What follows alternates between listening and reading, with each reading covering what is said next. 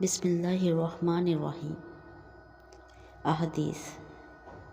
مال ذخیرہ کرنے کا طریقہ۔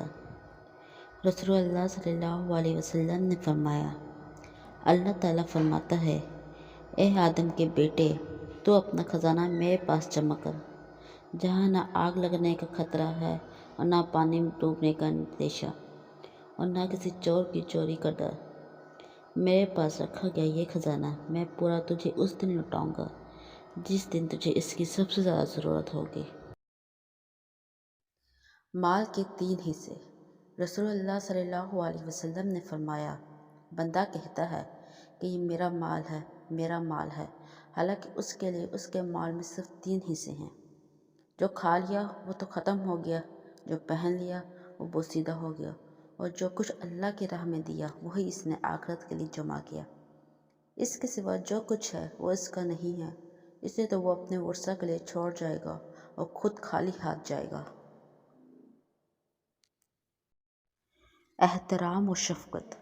رسول اللہ صلی اللہ علیہ وسلم نے فرمایا، جو بڑوں کی عزت نہ کرے، چھوٹوں پر شفقت نہ کرے، نیکیوں کی تلقین نہ کرے، برائیوں سے نہ روکے، وہ ہم میں سے نہیں ہے۔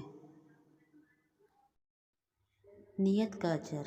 رسول اللہ صلی اللہ علیہ وسلم نے حضرت معاذ بن جبل کو نصیحت کرتے ہوئے فرمایا، ہر اچھے کام میں اپنی نیت کو ہر کھوٹ سے پاک رکھو، تو تھوڑا عمل بھی تمہاری نجات کے لیے کافی ہوگا۔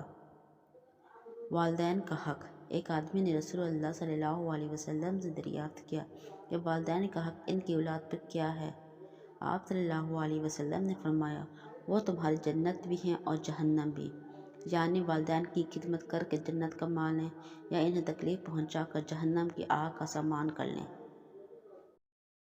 نمازوں کی دیکھ بھال۔ رسول اللہ صلی اللہ علیہ وسلم نے فرمایا، جو شخص اپنی نمازوں کی ٹھیک طور سے دیکھ بھال کرے گا تو وہ نمازیں اس کے لیے قیامت کے دن روشنی اور دلیل بنیں گی اور باعث نجات ہوں گی، اور جو اپنی نمازوں کی دیکھ بھال نہیں کرے گا تو ایسی نماز اس کے لیے نہ تو روشنی بنے گی اور نہ دلیل بنے گی اور نہ نجات کا ذریعہ ثابت ہوں گی۔